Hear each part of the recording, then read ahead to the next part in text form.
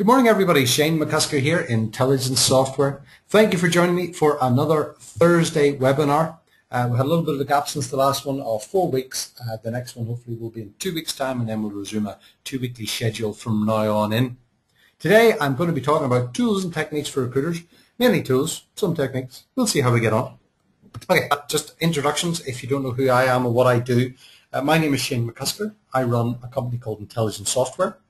I develop software for recruitment agencies, CRM, applicant tracking, really about information management software, and I'll be talking about a little bit about that later on actually, because I'm featuring myself in some of our cool tools conversation. Anyway, some of the other things I get involved in doing are I'm fairly actively involved with a couple of LinkedIn projects. I run and set up the South African recruiters group on LinkedIn.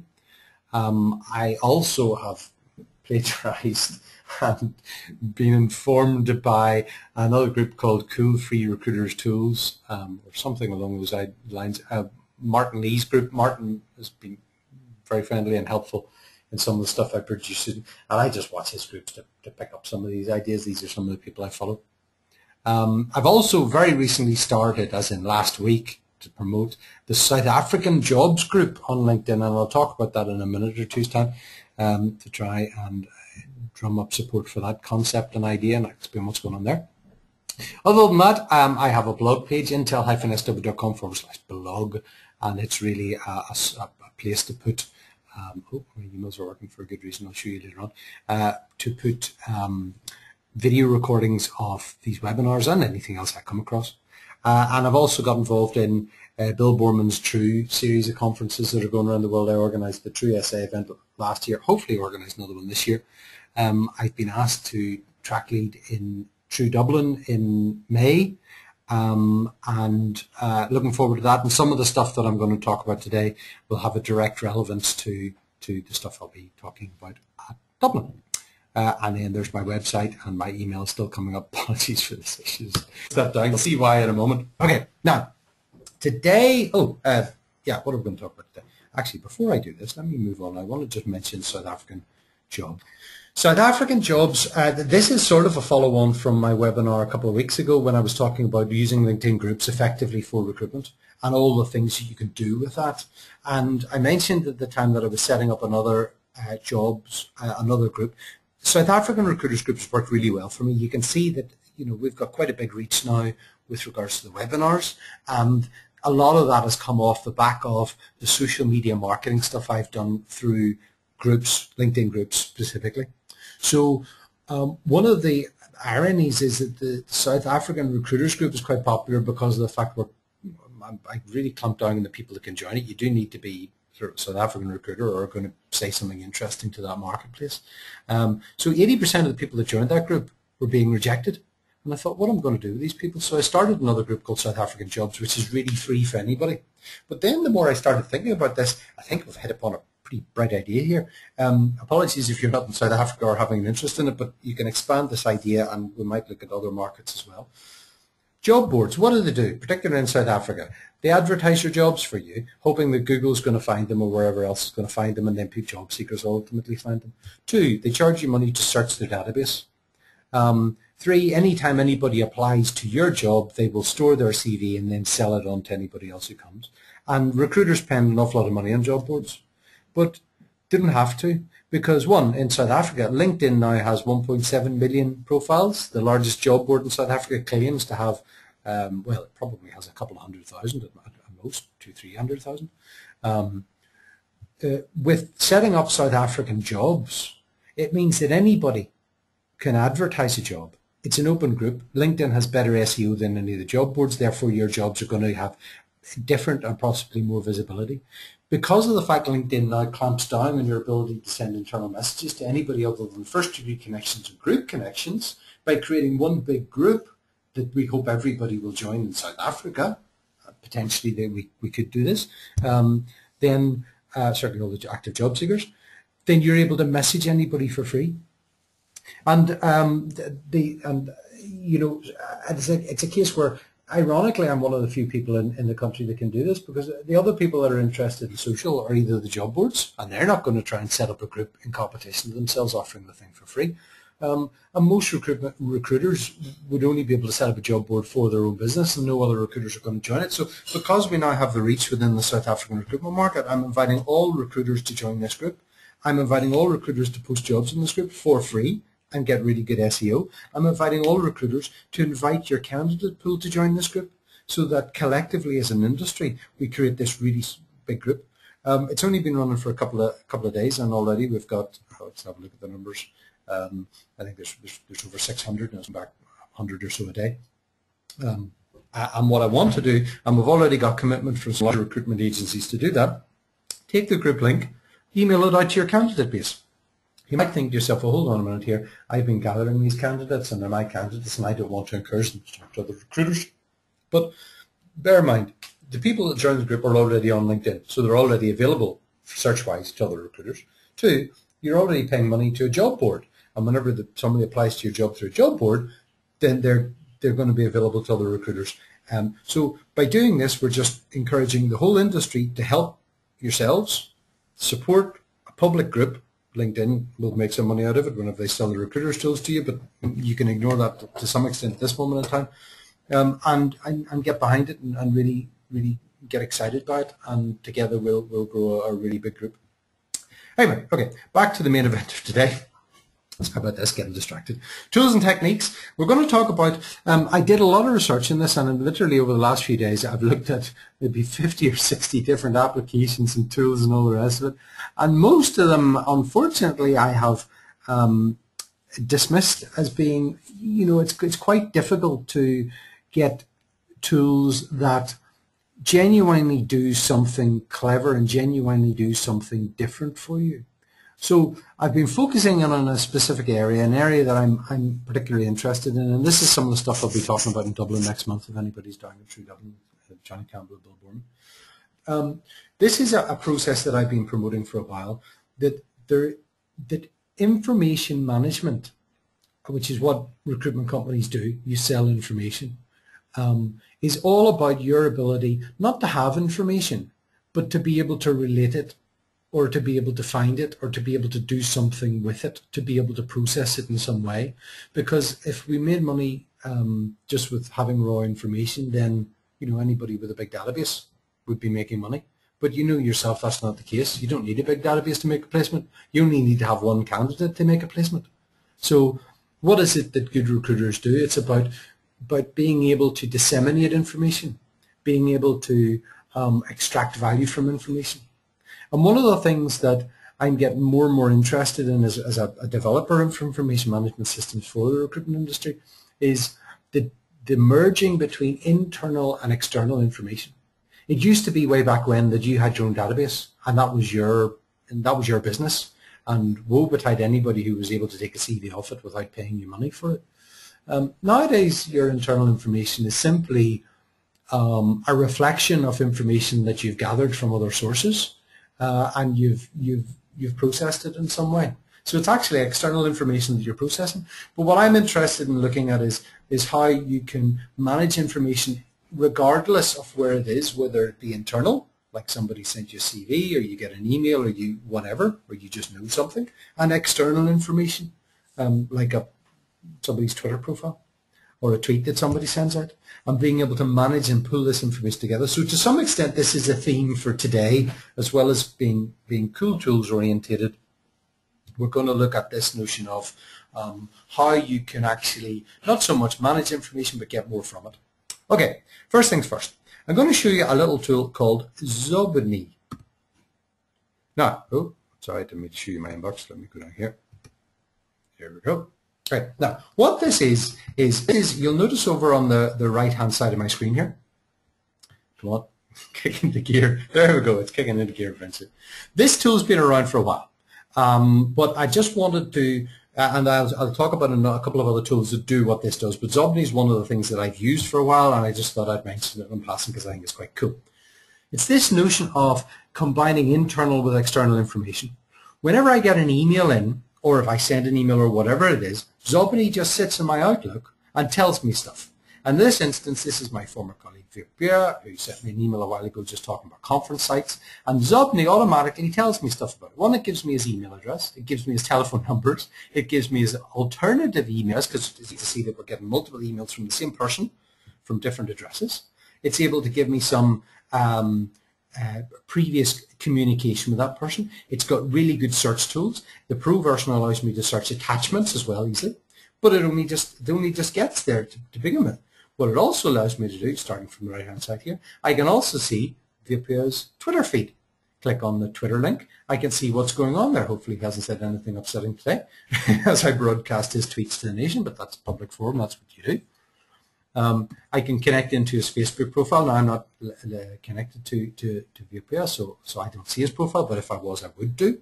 And I also see his LinkedIn accounts, or his LinkedIn profile. It also tells me I'm a first degree connection to them. Now what I find this particularly useful because, as you know, I'm quite into LinkedIn. If I look at emails, a gentleman called Mike Evans, who emailed me the other day, I can see, because he only just emailed me, I don't really know Mike. I've spoken to him a few times. He sells, works for UK Recruiter through East Rhines.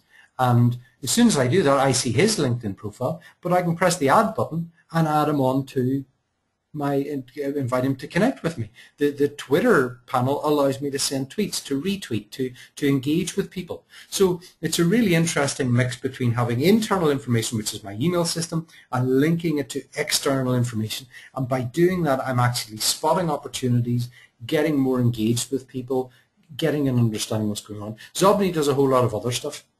I'm just going to mention a couple of other things. There are other systems that do this. I've looked at Rapportive, Rapportive, just Google it, Rapportive, and I've looked at Contactually, Contactually. Both those systems do similar things to Xobni. They tend to be more web orientated, so if you use Gmail, then those systems may be really good for you. I use Outlook. I'm a Microsoft Office oriented individual, so Xobni works for me. I'm not too sure if the other ones have Outlook added. So that's Xobni. Just thought I'd mention it on passing. It's a really interesting way to combine internal with external information. Okay, another mechanism, actually before I do that, I'm just close down Outlook so my emails don't keep flagging up on me. South African Jobs Group, there it is. Xobni, that's their website, and then I want to show you this one. This is another mechanism whereby you can see the combination between internal and external information that a lot of people don't realize. I'm on LinkedIn, okay? I'm going to go to a profile. Here's Bruce here. Let's go to Bruce's profile. It just happens to be there. Hopefully this will work for me. Now, Bruce happens to be a first degree connection of me. And you might think that this is his LinkedIn profile. He has control over this. And there's no way that I can combine LinkedIn information with my own personal database information, but you'd be wrong. If you scroll down the left-hand side here, you'll see that because he's a first-degree connection, I've got contact information, okay? And you can see that this is some of the ways I can add some of my own twist to this. One, I can tag people. I can create my own tags, and I can do this in the go to the connection section. You can create tags, or you can edit tags. In fact, I can create tags here, I beg your pardon. And you can tag people. So if I think Bruce is a friend, I can tag him as a friend as well, save that. Now this is a way to really for you to personally categorize profiles. Personally, I don't think it's a particularly useful way to personally categorize profiles because you've got very, very limited ways of searching this. If you go on to just do a LinkedIn search, you can't say, but I want to find my friends out of my first degree connections, because that ain't going to work for you. The only section I see you can search by is the connection section, so you can message people. That said, there's another bit that I noticed recently where it says view, edit, contact information. And this gives you a lot more flexibility as to what you do. Whenever I click on that, it opens up and it gives me more information about Bruce, the information that he put in. So it's giving me his email address, it's giving me other information. But look at this, I can add stuff into it. So if I know Bruce's email address, Bruce.com, whatever it happens to be, I don't know. But that's my information that I'm putting in there. I can also put in contacts about the person, so Bruce.com. Obviously, that's not his email address, so it's only relevant to me. It's only me that sees this. But it's one of these interesting areas that, I better remove that actually, that allows you to combine personal information with external information, and LinkedIn is starting to do it now as well. Okay, what else we got? Now, This, I'm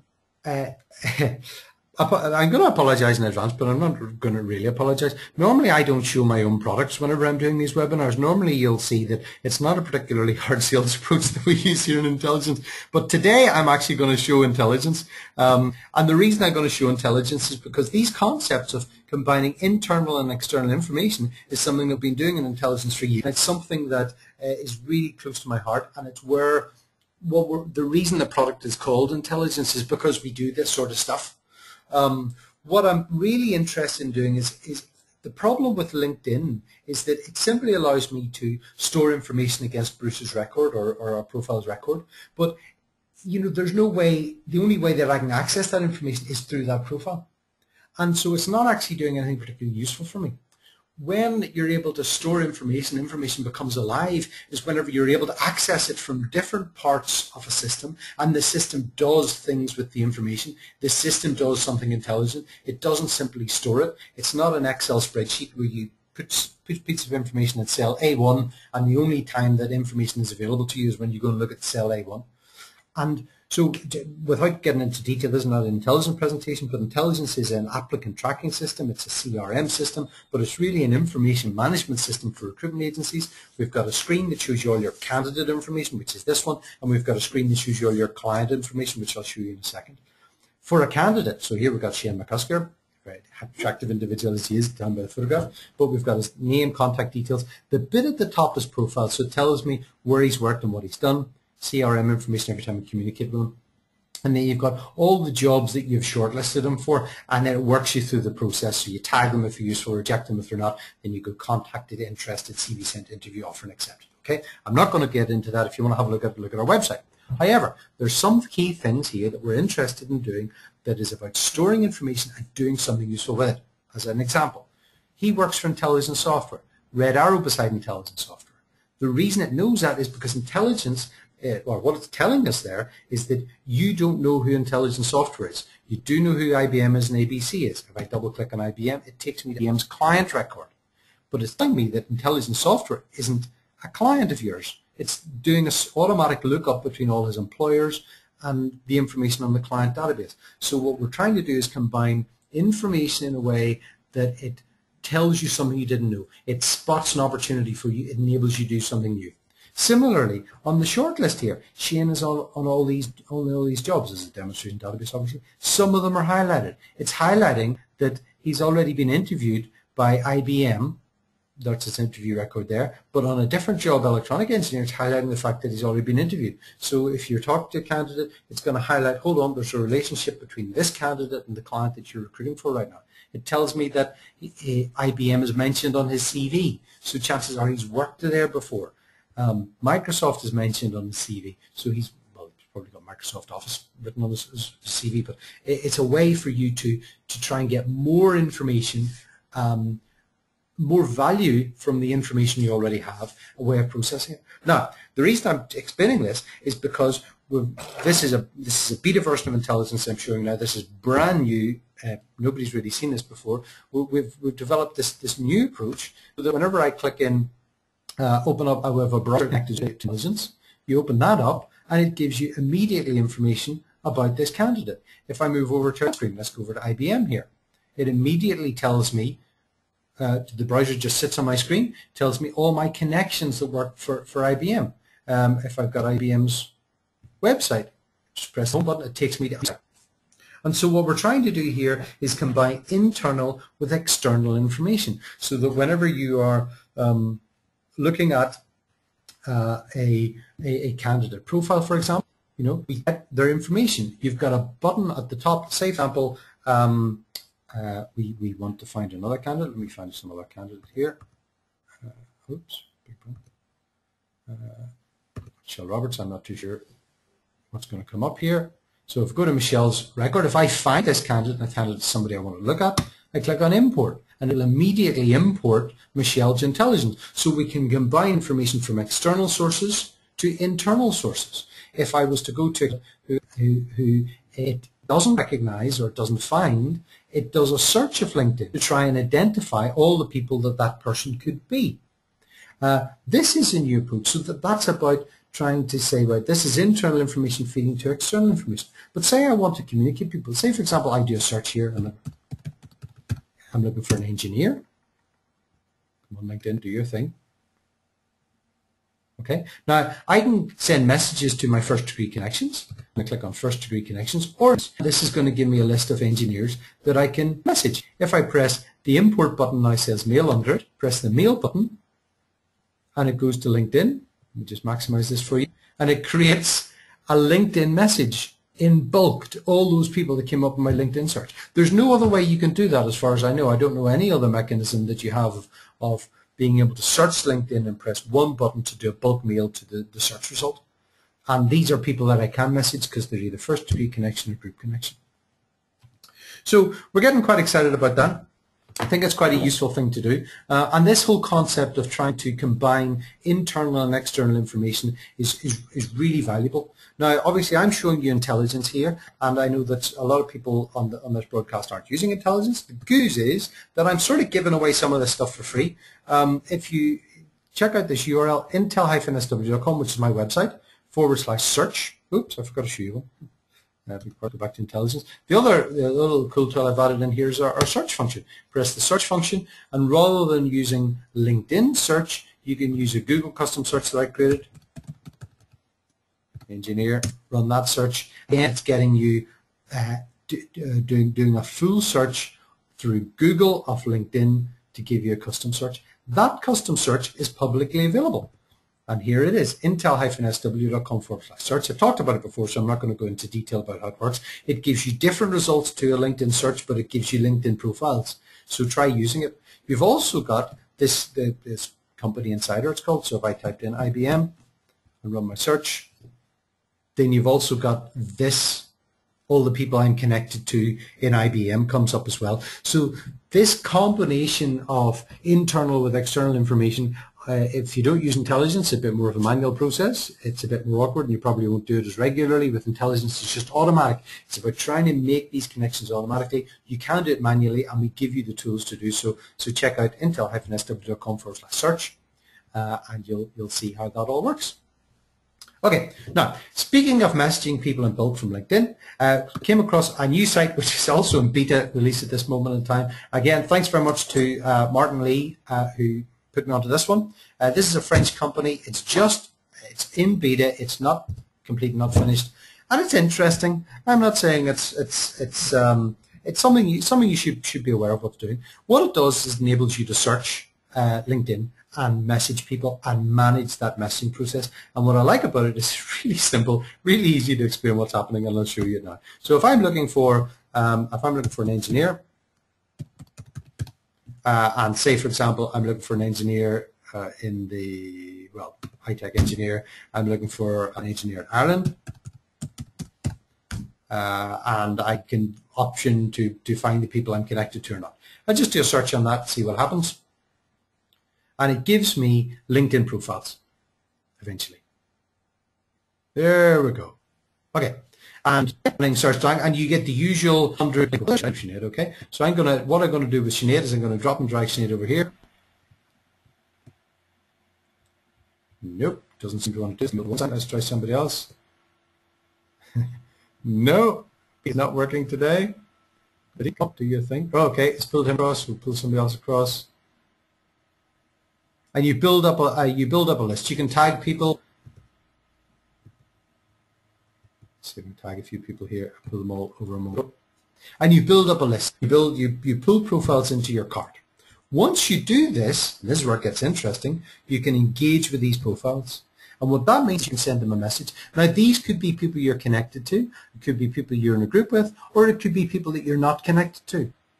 And Plak is struggling. Told you it was in demo. Okay, what you do here is you can choose a template. You just drag a template up here. So if we did a group search, for example, template, no, seems to be struggling today. Okay, I've opened up the template. I'm not too sure how I did that, but it allows you to modify the template. It allows you to send this message to all the people that you've got. I really want to try and show you this working. Okay, so once we drag a template in there, I give it a name for a campaign, and then I can send a message to all those people. What it tells me is that the number of people are in my contacts, those will get a LinkedIn message. The people that I'm not connected to or not grouped, what it does is it sends an invitation to them. And it's a different sort of invitation, and it's an invitation that can be longer than an invitation to LinkedIn, and it can also contain a link. So what I did yesterday was I sent out a few messages to people asking them to connect. I'm not going to send that in a moment. I sent out a few messages to people, and it tracks the results. So I sent out 30 messages, and as you can see, 2 people have connected to me from that, which I think is particularly low. But it'll tell me who those people are. It'll tell me what the campaign was that I ran, so it tells me what message I sent out, and I can see what's going on. Those are recruiters in South Africa, and I sent them a message saying I've started this new group, South African jobs. You might be interested in joining it.